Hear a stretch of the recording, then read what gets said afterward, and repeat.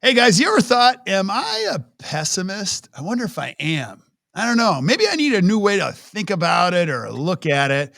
Well, if you're thinking about a new way to think about things and just have some fun doing it, well, I've got the best guest ever, Robb Z. We call him Robb Z around here, Robb Zbierski, who's going to give us some things to think about when it comes to pessimism and how you can create a better path for yourself. So don't miss this on the Best Practices Show. You're really going to enjoy this.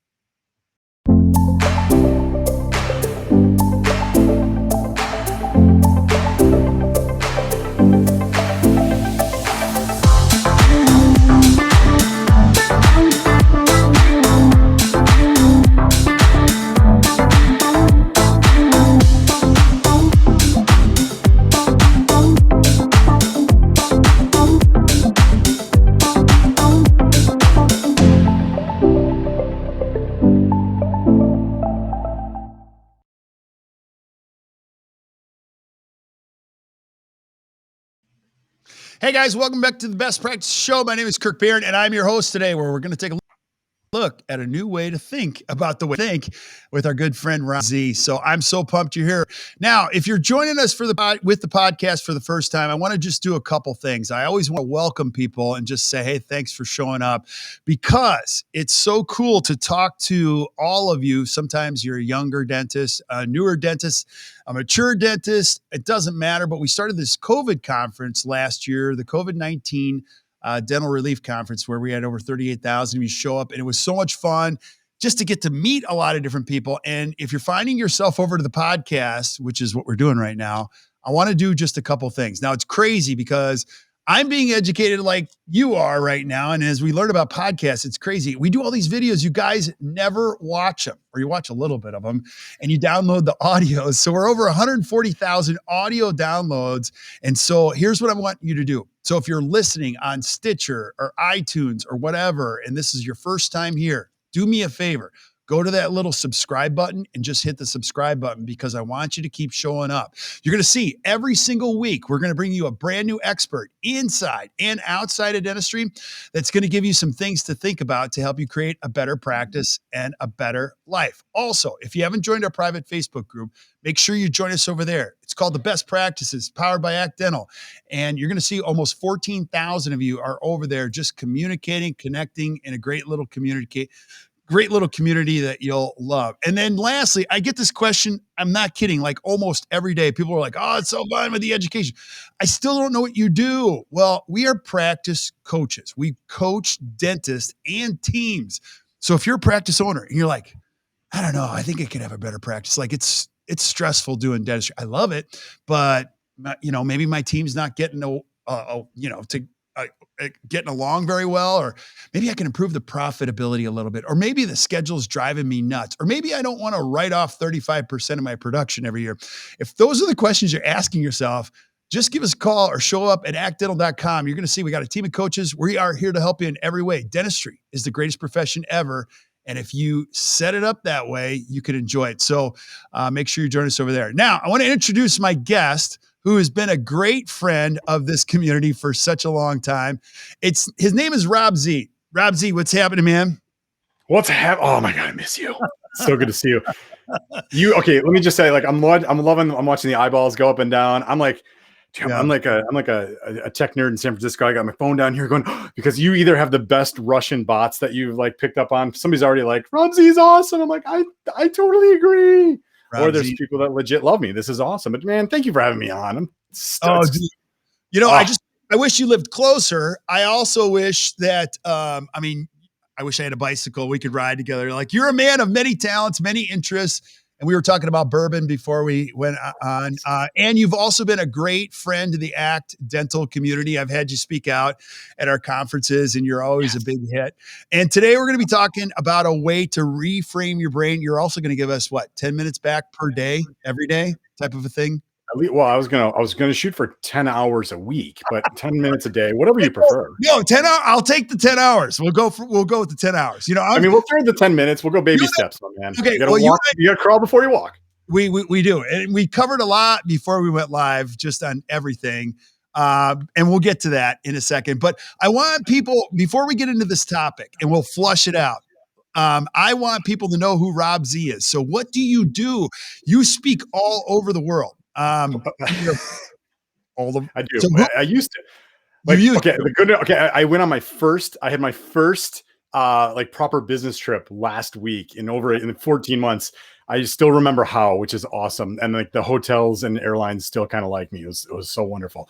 So yeah, I'm a professional speaker, personal coach, and fortunate enough to say best-selling author. My company, Freedom Personal Development, we do personal and professional development training programs. So what I do is I teach people how to better manage their mind and their thoughts in a way that helps them be more successful in everything they do, become more resilient, so that they can have a lot more fun in everything that they do, so they can get the results that they're looking for in every single thing that they do, and get those results with either the same or a lot less effort. It's like a lot of my clients come to me, they're like, dude, I'm making like the same amount of money, but I'm working half as much, or I'm working the same as I was, but I'm making way more money now.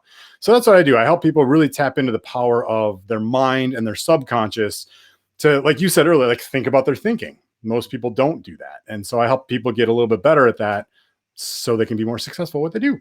Yeah. And so that's what I do. So yeah, I'm looking real forward to being able to tell people I travel all around the country teaching people how to be a better version of themselves. Right. So now I'm doing it like this. Now you're doing it with virtually. You got the nice camera. You got the whiteboard in the back. You got all that kind of stuff. Now I will say this, and I don't throw this around a lot, but I get to see a lot of different speakers, and you're one of those guys where I know you don't have notes. I know you don't even have slides half the time, and it's wildly entertaining. Like you're like, he doesn't even know where he's going. Oh wait, and I love the improvisation, and it's so helpful and it's entertaining. So the reason I'm saying that is that if you're a study club director and you haven't had Robb Z come out to your club, you got to have Robb. He'll have them falling into the aisles. On top of it, too, your content is so good that it just doesn't limit itself to young adults or mature adults. I mean, kids can use this stuff. So you can put your kids to this stuff. If you have a teenage kid and you just want them to think a little bit better, you're truly one of the best. I just enjoy chatting with you about anything, but it's always you and I get in a room together. I love watching other people's faces when you and I finally get a chance to sit down at a table with each other, because they're all like, yeah. I can only imagine if we did dueling pianos. Do you know what I mean? Have you go first. Do you know how to, I don't know how to play piano. It's one of my goals. I would love to go. So the grocery store down here by me, Mariano's, it's called, they've got, I don't know if they still do it anymore, but prior to COVID, they had somebody who would like play the piano by the checkout lanes every weekend. So I'm like, I want to learn to play piano just so I can go play piano at Mariano's on a Saturday, because I think that'd be fun. It'd be fun, but there's got to be some research behind that people buy more when they feel better, or they're hearing music like that, or there's got to be something. Yeah, I mean, I'm sure it's one of those experiential stores. I don't mean to say it like that, but I just did. But they lots of samples. I call them wine tasting contests, when really it's just a tasting. I add wine and contest, but probably. I mean, you feel good. Yeah. Anyway, it's all good. It's all good. So I do that, and then I ride bikes and I fix bikes. I got a side hustle. It's kind of fun. I do bicycle repairs and tune-ups, and I let people pay me in beer and bourbon and all kinds of fun stuff. And go back to that. What else you were sharing with me your best customers this year, so I thought that was very interesting. Share your top customers. Oh yeah, so it's been like full gas, right? And anybody in cycling or who rides or does anything cycling oriented knows it's like the wild west. So I do bicycle repairs and tune-ups out of my garage. It's called Beers for Gears. It's a ton of fun. But I've somehow in the last month, 3 of my latest clients, one guy works for one of my 5 favorite breweries down here and paid me with a lot of tall 16-ounce cans. Another guy owns the barbecue place in the town I live, and so that was awesome. And then the other guy works for Jim Beam and brought me 5 bottles of bourbon, 3 of which I've never seen before. Wow. So that's been fun. It's good to have those kinds of customers. It sounds kind of interesting. They're like, I don't know how to do this, but you do, and I have this, and you like. It's just a win-win. It's just fun. So like I said, side hustle keeps me, whatever. It's better than I've watched enough TV. I'm all set. So let's have some other fun with my evening. Absolutely. So, okay. So you were talking about this subject before we went live. It's like the confessions of I think you're going to have to define pessimism. Okay. It really is. And then let's redefine it or reframe it so people can think a little bit better. So tell us why this is so important about what we're going to be talking about before we talk about it. For sure. So, clearly this is one of those titles that's just designed. It's like the clickbait of video podcast titles, right? Confessions of a non-practicing pessimist. Right. But there's a lot of reality to this. Here's the deal. Right, wrong, or indifferent. We are all born. We are all shipped from the factory. Our brains have certain default settings. We are hardwired to focus on specific things. The biggest ones that we see that actually hold us back are our brains are hardwired to focus on negativity, urgency, and complacency. Short version is we think it sucks. We think it needs to be fixed right now, but we're unwilling to contribute or do anything because that might be a little uncomfortable. So I'm not saying that everybody wakes up a total, we'll insert your own word here, like jackwagon, jerk. Right. I don't know what the MPAA rating of your show is, Kirk. So I'll keep it on the PG to PG-13 end of the spectrum. But like most people don't like wake up going, I'm going to be a jerk today. But the reality is the way our brains are hardwired, we end up unconsciously being a jerk or being a pessimist because it's a survival mechanism, like caveman days, saber-tooth tiger days. We're always looking for threats. And so our brains are hardwired to look for threats. So we live longer. Unfortunately, that tendency, that hardwiring, is buried just like deep in our DNA. And our challenge today is that what our brain perceives as a negative input or a threat today, it's just not the same as it was back in the caveman days, right? Back in the day, grizzly bear, saber-tooth tiger, like tribe with a stick and can throw a spear is a threat. Like you're going to die unless you can address it. Today, like you show up to, like, if you're going back to conferences and like they don't have Starbucks out and you're like, oh, institutional coffee. Oh, right. Like that's, your brain thinks that's the same thing. Or you throw a treatment plan out to your patient and they're like, yeah, let me think about it. And you're like, what do you possibly need to think about? Yeah. Right. Or like, I need more information. Like, okay, here's the information. You have teeth. They need to be fixed. This is how to fix them. That's the information. Right. And you go into like defensive, like, why are you trying to shut down my practice by saying no? Right. It's like, we don't think it's not, you don't wake up going, who am I going to be pissed at today? Right. And these aren't just outward projections. It's not like, but you start to, you shared this, like most of our self-talk is negative, right? So you said two things. You said negativity, complacency. What was the third one? Urgency. So like, are we building neural pathways that they just repeat themselves? And when we focus on them, they grow? Or is that what you're talking about? So that's one of the things. And so listen, before I answer your question, I'm not a doctor. Okay. My joke, the only letters after my name are my last name, but I've done a fair amount of research. So ultimately, we've got our neural pathways, our thought processes. Like, you have the same thought over and over and over again. It carves those neural pathways and you end up like following that path. The analogy is if you've ever, like Kirk, I know where you live, you've had some snow, right? And you know that when snow, hopefully there's no snow for a while. I'm all set. But like when there's a snowstorm and like you're the first person on the sidewalk, you take those big giant steps to try and cover as much ground as you can and get the least amount of snow as possible in your shoes. You track with me on this one? I wear really high boots though, but I am tracking you. We don't get some, we get a lot. I won't tell your wife that you stole her thigh high boots. That's okay. But anyway, but no, then like if you got to go back, you walk in those same old footprints and then over time you miss a little bit. And like if nobody shoveled, but after an hour, there's usually like a path that's crunched down the snow. Your thoughts do the same thing in your brain. Right. I'm probably not telling you anything you don't know. But ultimately, unconsciously, because of these unhelpful default settings, these hardwiring, like we just end up having a lot of negative thoughts.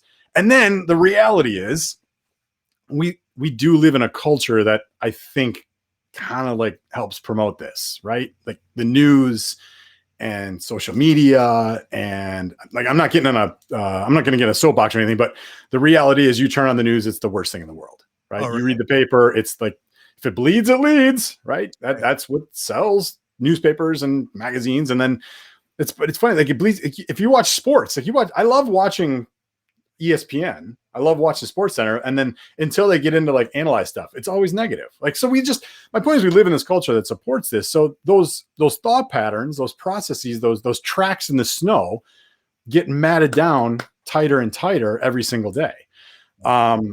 Urgency, right? That's the squirrel thing. That's, our brains are addicted to distraction, right? We don't want to be distracted, but again, it's that survival mechanism of whatever is right here closest to me is a threat, and I got to pay attention to it. That's more important to me. That's going to serve me better, but this is right here, so I'm going to pay attention to it.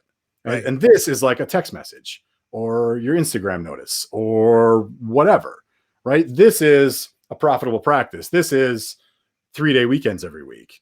Right. This is changing people's lives. But got to get that, right? And we're addicted to it. And then complacency is just a super aggressive way of saying we have comfort zones. Our brains our brains run the show, but our brains also are way more interested in sitting on the couch watching Days of Our Lives reruns and diving into a tub of Haagen-Dazs because you don't have to move and you don't have to you don't have to breathe hard. It doesn't have to pump blood through your veins. Like your heart, your brain's like let's just chill. Yeah, let's just chill. And then these comfort zones come up around us. Yeah. So, but I'm getting older though, Rob. Like, is there a lack of adaptive capability? And the thing I always hear is, well, I'm just in a bad environment. Sometimes people around me, like I'm just surrounded by negative people, blah, blah, blah. So help me with some of this. Cause you hear this stuff all day long, don't you? And twice on Sundays. Yes. Right. So yeah, it is. Yeah. You got people that are like, I've got external factors. Well, yes, of course we all have external factors. And I'm actually going to, you know what, my man, I'm going to edify the bejesus out of you because there's a line that I heard you say, God, I don't even know how long ago. It's probably been at least 6 or 7 years ago. It was like the first time we ever met. And it was right. You know what it was like on the tail end of the recession in 08, 09. And you're like, yeah, there's a recession and I just choose not to participate. Yeah. I thought that was pretty hot. And like, that's the thing, like I'm unavailable for some conversations, right? There's some people in my life. There's some people in my business. There's some people that I'm simply unavailable for that conversation. But to actually address what you're talking about. Yeah. You've got these tools, you have tools at your disposal that they're inside of you. They're free. They work, but being aware of them and cultivating the skill is actually proven to overcome all these default settings. And so as it relates to what we're talking about today, the whole like overcoming pessimism or overcoming your brain's natural tendency to focus on the negative. I mean, ultimately what we're talking about attitude. That's really what we're talking about. Right. And this is my new line I like to chop on people is like, we've all had there's 2 attitude talks you've had, right? One is your mom or your dad going, listen, it's time for an attitude adjustment. And the second is you're at a conference and there's some dude on stage who's older than me and whiter than me. And he's giving you this accessories poster thing of it's your attitude, not your aptitude that determines your altitude, right? Those are like the attitude talks we've had. But there's mindset management tools that you can use. They're simple and they work. And so it's your ability to laugh. If you're taking notes, write this down, unless you're driving. It's your ability to laugh, your ability to practice gratitude, and your ability to manage your mental input. Those are the 3 big tools that you have at your disposal. So you talked about the people around you. Yes, that's around you. I alluded to this earlier. You pay attention to your input sources, and that in and of itself can change your life. You pay attention to what you watch, what you read, what you listen to. You pay attention to the questions you ask yourself or the way you talk to yourself, and you pay attention to the people you surround yourself with. Right. Dude, you got teenagers in your life. Oh, dude, I love that. You want to go out. What's the first question? What's the first question you ask? Yeah, who are you going to be hanging around with? And they go, Totally. friends. I'm like, that's very vague. You know, your friends, show me your friends and I'll show you your future. You're the average of the 5 people you hang around with most. You know all these things. We But all know these things. laughter, gratitude, input source. I heard Nito Cobain say this one time. He said, you know, people say garbage in, garbage out. No, garbage in, garbage stays. And it multiplies. It gives birth to new garbage. And it starts to multiply over and over. It's like it's like negativity hamsters. They just breed and grow. Right. We'll leave it at that. We'll stay on the PG-13 end of the spectrum here. Hey, I had Howard Ferran on here as my 3rd guest. And he's like, how far can I go? I go, well, my 92-year-old, well, she's 94-year-old grandmother watches this. And he's like, all right, I'll keep it on the rails. So, but now here, I want you to go back to this because this is a serious issue. You know, mental health is a very big topic in dentistry, a very serious topic in dentistry. And I do love talking about this because, again, I don't have any answers. The brain is a very important part of the body. And we have to understand that we can control some things. Like we're not just serving our brain. We can actually control our brain, right? Mm-hmm. In some capacity. Yeah. You know, there's things you can control and there's things you can't. That's what you're talking about, right? Yeah. Fun. Yeah, that's it. Like, and you go back to attitude is how you choose to view your world. And you make a choice. That's the bottom line. You make a choice and you either honor the choice or you don't. Right. Right. Like, dude, like we could drop every cheesy motivational speaker line possible, right? What's heavier, the pain of discipline or the pain of regret? Like, which one hurts me? Like, which one do you want? Right. But ultimately, yeah, you're right.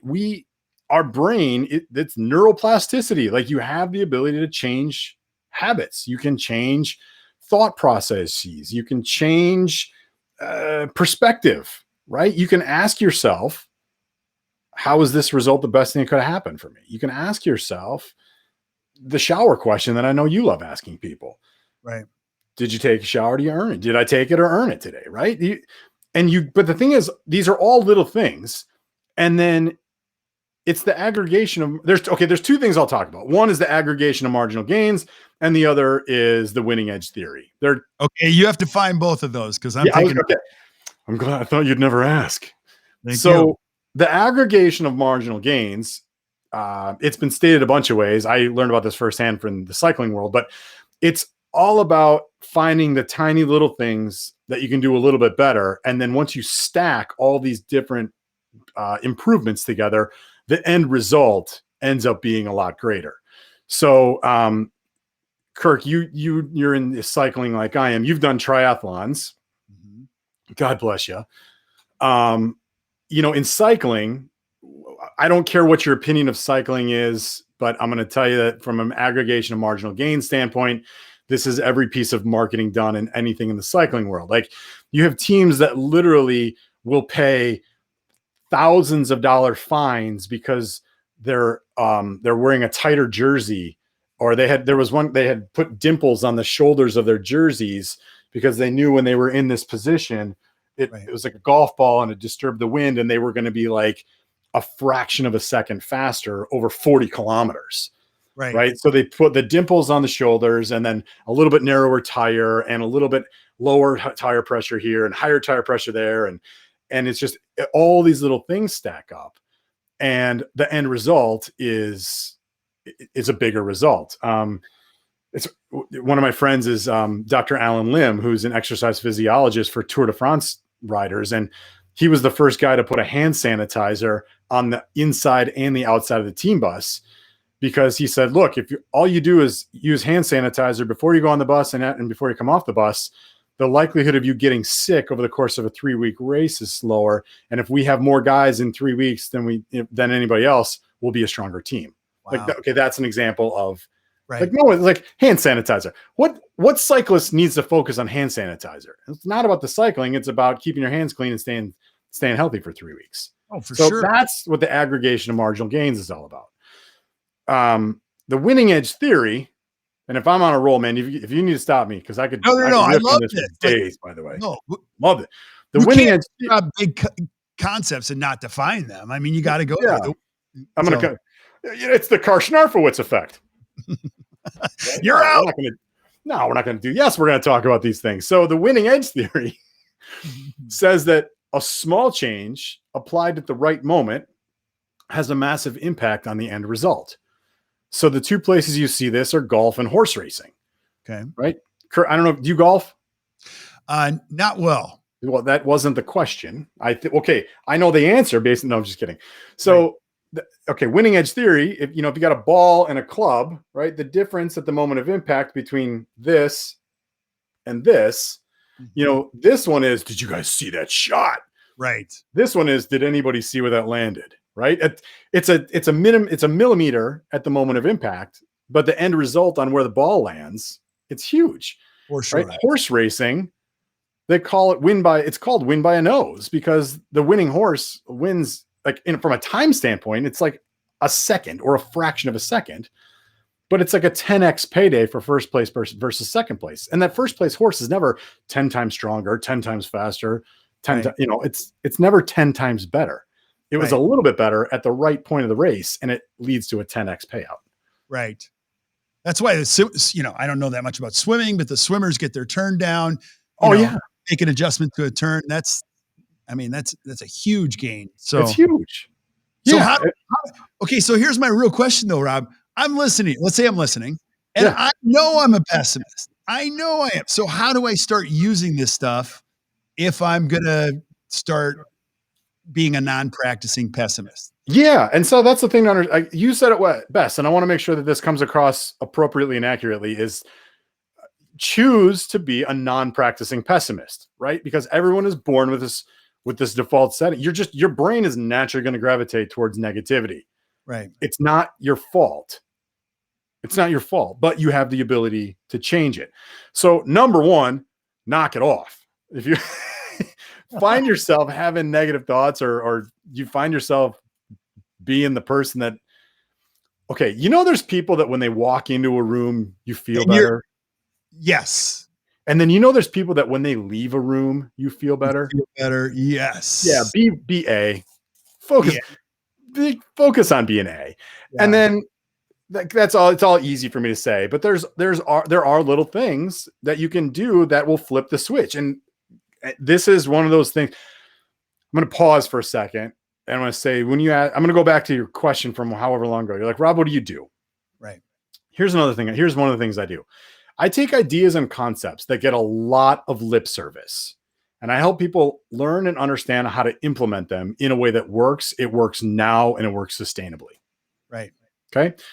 With that in mind, gratitude, regularly and knowingly and intentionally practicing gratitude, is the number one thing that will scientifically flip the switch from, sorry, grandma, a-hole mode to productive serving mode. Okay. Totally. Now say why, because I totally agree. Now you're probably going there, and I just dive in, dude. Let's I believe that gratitude is so huge. I mean, you got to be practicing it. So explain the science behind it. So here's letters after my name on my last name, but here's a rough down and dirty version of the science. When you focus on a problem, when you are thinking about a problem, because of the way your brain is hardwired, that sets off a whole chain reaction. Okay. It's like, remember the black cat firecracker, firecrackers growing up. Remember, you light the one, and how many of them exploded when you lit the one? All of them. If you don't understand reaction. Yeah. That exact same thing happens in your brain unconsciously. You focus on one problem, you think about one problem, it sets off a whole chain reaction, right? Of problems and frustration, and like they get worse. It's amazing. They stack on top. They're like the hamsters of negativity, just railing away on each other and just multiplying and multiplying. Sorry, grandma. Anyway, that then creates a whole chemical reaction inside of your body, right? You have these thoughts, and that starts pumping out hormones and neuropeptides and, like, again, stuff I'm not qualified to talk about. And the way it manifests itself is things like RBF. Any of my hygienists are watching this know that RBF, resting bitch face, right? Yeah. You've heard it. You don't show up trying to be, but you end up to have it just by thinking about this thing. No. It manifests itself, and you like hunch over, and your brow gets all furrowed, and you're just like not the person people want to be around. Right. what happens though, so like understanding that's how, well, the same thing happens in reverse, where when you intentionally focus on anything you're grateful for, dude, and it doesn't matter, you don't have to save the world. Right. Right. When you're grateful for that kick-ass pot of coffee that your favorite coffee machine makes, or you're great, like, dude, there's a half a brownie left in the pan. Yeah. Like what happens is you have that thought. Yeah. No, you were the one that taught me this, like, so years ago, and I can't remember where we were in Tampa or wherever. In Orlando. Oh, it was Orlando. It was. Wait, which one? I don't know. It was the big Team Palooza one. That was Orlando. It was Orlando. Oh my God. Talk about inappropriate stories from that one, but go. Not this. That's where I got the free. Remember that's where I got all those hotel points? Was it? Yeah. I think it was. Yeah. Okay. No, but it was either that meeting or it was another one. And you started with this and I'm like, holy moly, that's so true. And I thought you said something to me like, once you start practicing, I thought you said gratitudinal, like whatever, it cuts off the air supply to other things. And so I'm not kidding. It was shortly after this and we had just moved into our new house. And I remember like, I got to start practicing gratitude. So this is a true story. I go down my street one day, I pull in, and I'm like, oh, there's a dog in the street. And I'm like, oh, wow, that's my dog. He's in the street. He's in the street. And then my first thought is, dog's in the street. Then I look over to the front door. The front door of my house is open. Do you know what I mean? Like, and I'm like, oh, the front door. Okay. And then, I'm like, okay. And my first thought is, what is going on? And then I started like, you know what? I have a dog. The dog is still alive. And I have a house and I have a garage. Like I was like, I could enter the house with a whole nother, disposition than normally, like all guns blazing when that's never good. Right. Yeah. That's super productive. Right. Right. Right. But things go bad. And I've learned, and I can't remember if you taught me this too. It's better to be fascinated than frustrated, which points to man, I wish I would have taught you that. That's a good one. You taught me a lot. I can't remember where I get. I'm sorry, that was totally me. I'm sorry. It might have been. But you're right. I mean, it's reframing these things that happen to you. Who said it? It's not what happens to you, but it's how you respond. Boy, we're going to really get into the cliches now. I'm telling you, which cheesy motivational speaker line do you want? We got plenty of them. We do this for a living. Right. And you don't even have any notes or slides too. So that makes you extra dangerous. So stop it, but keep going. Well, it's just because I teach memory training. So I kind of like the memory guy can't show up going, okay, on our next slide. Yeah. But anyway, so let me finish this up because I think we alluded to this, but I want to make sure that this message actually, I want to see this conversation through, is we talked about the M80 fire. We talked about the Black Cat firecrackers, right? Where same thing happens with gratitude as did with frustration. You focus on gratitude and you don't have one thought. It actually creates a chain reaction of thoughts. And those thoughts tend to be like the hamsters that rail away on each other and make more thoughts. Yeah. And they're in their gratitude and enthusiasm and joy and excitement. And then you have the chemical reaction. You've got the hormones and the neuropeptides and all that stuff. And it shows up in, I don't mean to boast, but dude, it shows up in how when you and I walk into a room, people know we walk into the room. Right? Well, not only does it show up in your disposition, but I feel like it shows up in other places. I can feel it here. You can feel it when you're clenching your teeth. Totally. So, yeah. Not I'm not going to save the world, but how many cracked teeth would listeners and watchers not have had to deal with in the last 14 months if people just did a little more gratitude? I'm not trying to ignore it. I'm not ignoring the reality of the better part of the last year. But perfect example, it manifests itself in broken teeth and yeah. But if you train your brain just to think better, just in small little efforts, it's amazing its impact on your life, and that's what you do. Now, I do want to talk about this, just getting time back, because you and I talk about this a lot. We waste a lot of time on stuff. And today you're going to give us a good tool on how we can get, you said 10 hours back in a week? Yes, the fast guide to focus, because I love my alliteration. Right. We've got a program we teach called the 2-hour solution. And it's our time management approach. And okay, well, this is normally my Jerry Springer final thoughts, but if there's anyone watching or listening that has ever had the thought, man, I suck at time management. Well, that thought is exactly what we were just talking about with your brain focusing on the negative. Right. So I'll change this to, if everyone's ever heard the thought, man, I would benefit from being better with my time or more effective with my time. The reason people suck at time management is they're trying to take a tactical approach to a strategic initiative. And so what we do through the 2-hour solution is help people take the appropriate amount of time and mental effort to get reconnected with what's most important to them, so that when it comes time to scheduling the amount of time or bandwidth that you're going to put towards it, it's always supporting that big picture idea. I've got, it's funny. I've got in the background, I've got my task, goals, and dreams exercise I do with my coaching clients. I call it the circles talk, where it's time management, and it's not. It's energy management. It's focus management. That's really what okay, I'm just going to stop. Time management is not time management. It's energy and focus management. And it just happens to be how much time you want to spend on what focus and with what type of energy. Yeah. See, that's why you're a brother from another mother, because it's funny. I mean, you're way smarter than I am, but like, I feel like the single biggest problem in the entire world and dentistry is we don't give our best energy to the things that matter most. Totally. So that has less to do with time, but it's true. It's like, where did you put all of your energy today? And when you're putting it to the things that matter, you feel good about it. That's why when you go on vacation or you take your kid or you go to a baseball game, you're like, I feel good about that with your family. And when you spend 2 hours on Instagram, you're like, what the heck did I just do for the last 2 hours? And why does my thumb hurt? Yeah. I'm scrolling. And it just compounds how lousy you feel, Totally. So, yeah. I love it. So anyway, and it's funny because people are like, all right, teach me time management. And my first question is always, what's important to you? And they're like, time management. I'm like, we're not going to work together. We're not going to get along. Yeah. So now any last thoughts? There's my Jerry. There's my Jerry Springer. There's your, I know. You kind of look like the bouncer. If you put on 40 pounds, you would totally look like a bouncer, by the way. You would totally look like Steve. The big guy? Yeah. Look at it. Somebody be watching this live and throw in the chat that Kirk totally looks like Steve the Bouncer. Isn't there an app that could do that instead of actually doing it just to prove the point? I don't know. What, you gaining 40 pounds? Yeah.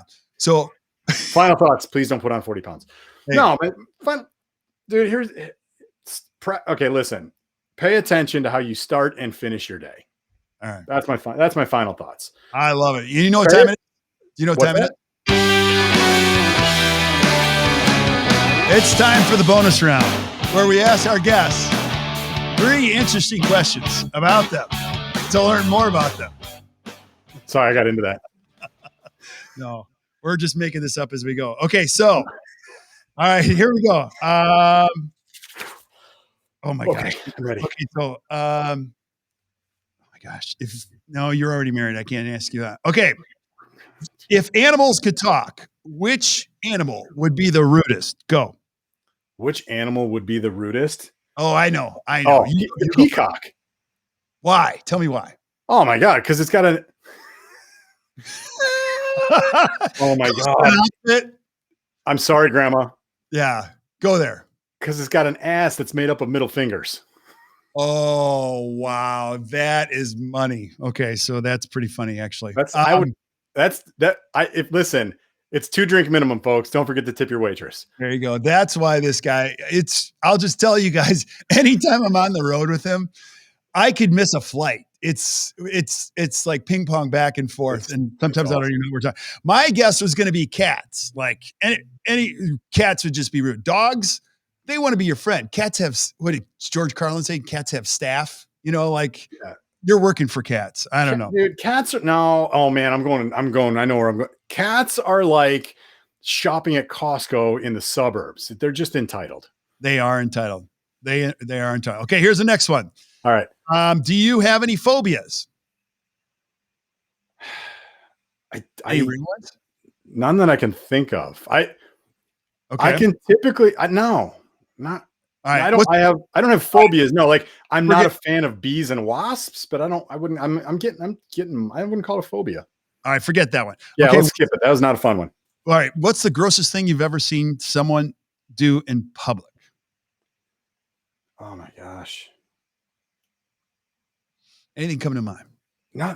I saw a dislocated knee in a basketball game, but it's not like he did it on purpose. Oh, right? Yeah. It's all bad. Yeah, that was bad. That was pretty gross. Gross. Nah, give me a better one. We skip that one. All right. So Sorry, man. I got a string of bad ones here. Okay. Okay. So they're not bad. They're just we would benefit from. Oh, this is a good one. This is a good one. Okay. Go. When you were a kid, did you have any posters on your wall? If so, what? Oh, you could see a little bit of wall from between my posters. Okay. And I can't believe I got rid of this. And my buddy just got a version of this. Do you remember the Michael Jordan Wings poster? No, I don't. All right, dude. Anybody our age, anybody around our age, I was the biggest.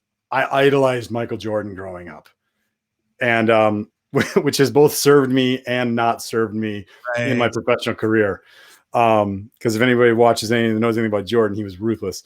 But anyway, they had this awesome poster of him as a black and white, and he had his arms all stretched out, and this poster was like 6 or 7 feet long. Right? It was super narrow, and it was black and white, and it says no bird soars too high when it soars with its own wings. And so like that was oh my God, I love that poster. I remember I had a little stain on the corner of it, and I was so pissed. I had 2 little dots. So I had that. I had a lot of Bulls posters, a lot of Chicago Bears posters. Yeah. That was the majority of the posters in my room. Yeah, that was good. I actually remember that one now. And it was on the cover of a book that my wife, like, I think she had the Jordan photo book. And I think, So I remember that poster. Mine was, I'm older than you, so I'm 51. I love the Vikings growing up, and I don't even know why, because I was a Packers fan, but Chuck Foreman was the running back. That was the first poster I ever had, number 44, and I was begging my mom. I put it on my wall.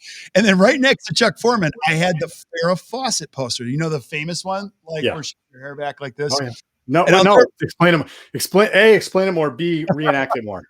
No, she had her hair back like this. Now, the funniest thing about the Farrah Fawcett poster is this. My brother and I were wrestling, and we went right into it, and elbow went right through the wall. And I'll never forget this. Like, we taped the poster up. I put it back over the hole. And if this ever happened to you, you gave it the Shawshank. You gave it the Shawshank. Yeah. Did you ever? Yeah, it was a Shawshank. Did you have a brother or no growing up, or a sibling? Oh yeah, 2. So you always had those, and you're like, oh man, what do we do? So we put it back up, and it was probably 2 years went by. Oh. And then my mom decided to wallpaper, and she's like, what happened? I'm like, Mom, that has been here for 2 years. That's hilarious. Forget how mad she was. Okay. Oh yeah. Last one. All right. In your opinion, what makes a party boring? Anything come to mind? What makes a party boring? Boring. When it's not in the kitchen. That's so true. The best parties happen in the kitchen. Oh, they're always in the kitchen. Yeah. Always in the kitchen. Yeah. Yeah. And then what makes a party boring? When Robb Zbierski's not invited. Whoa. No, please edit that out. Oh, we're live. Damn it. We gotta leave that in. That sucked. That's sorry. That's the downside of your Russian bots are blowing up right now. Robb Zbierski is no longer awesome. That's why I enjoy you. Yeah. No, what would make a party boring? Well, part of me, no, that wouldn't make it exciting if they ran out of toilet paper. But yeah, no, I think like if there's not a proper like guest to kitchen ratio, right? Got to do it in the kitchen. I would agree with you. Like, I don't like themed parties that are not themes that I'm like into. Like, I don't want to wear like all that stuff and go. That like makes me crazy. So you know that my wife and I have an entire bin in the basement labeled dress up clothes, and it's not for the kids. We had an inappropriate t-shirt / pig roast party for our 40th birthdays years ago. Oh, see, that's a good one. I have done the ugly or inappropriate Christmas sweater. Everybody's done that. We started that in 2003. Yeah, that's always a good one. That's always a good one. Like I challenge, if you got a good group of friends, I recommend the inappropriate t-shirt party, provided there's a 0 social media, no camera phone policy. Yeah, you would have to do that, wouldn't you? It was like a high school party where people had to put their phones in the basket because we had like the village manager and the president of the Chamber of Commerce and many teachers were at this thing. But yeah, like inappropriate t-shirt party, 2 thumbs up. Yeah, that's so good. That's actually a pretty good idea. So I interrupted you though. I'm sorry. No. That's actually a pretty good idea. Even for the ugly Christmas sweater party, you should probably do the same thing. So that's good stuff, man. Well, buddy, I always enjoy being with you. I know we went some time, but I love talking about anything that you're talking about. And one last thing, just for people that are listening, for the benefit of people listening, how do I find out more about Robb Z? How do I find you? What do I do? How do I find you on social media? Where do I go? Well, you can search Robb Zbierski. Fortunately, there's not too many of us floating around out there. So Zbierski. Drop me an email. Freedom Personal Development is our website. I'm on Facebook. I'm on Twitter. Kirk, I'm so connected. Twitter checks me in the morning. Okay. That's what I'm talking. That's where I'm at socially. So I'm on Instagram at Robb Z Speaker, Robb Zbierski on Facebook and LinkedIn. Connect with me. Go to our website. Find out all about us.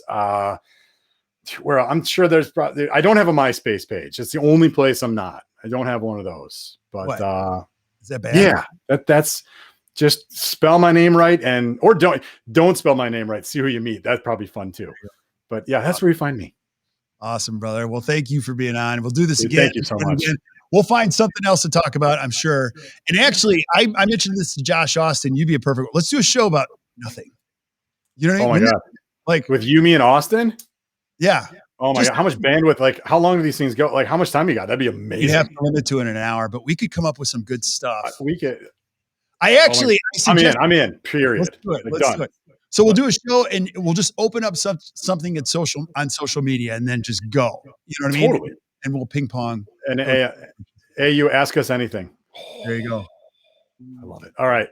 Genius. Dude, thank you so much. This has been a blast. Hey, I appreciate it. As always. Thank you, guys. I can't wait to see you. Oh, soon. Hopefully soon. We need one of those good dude man hugs. That'd be awesome. Yeah. I agree. Totally agree. So thank you guys for watching the Best Practice Show. If you enjoyed today, which I know you did, just do us a favor, hit the share button, share with your friends. Keep sending us suggestions for things that you guys want to see on the show, whether it be Rob or other guests. We'll get them all lined up. Until we see you guys next time, keep watching the Best Practices Show. You guys enjoy the rest of your day.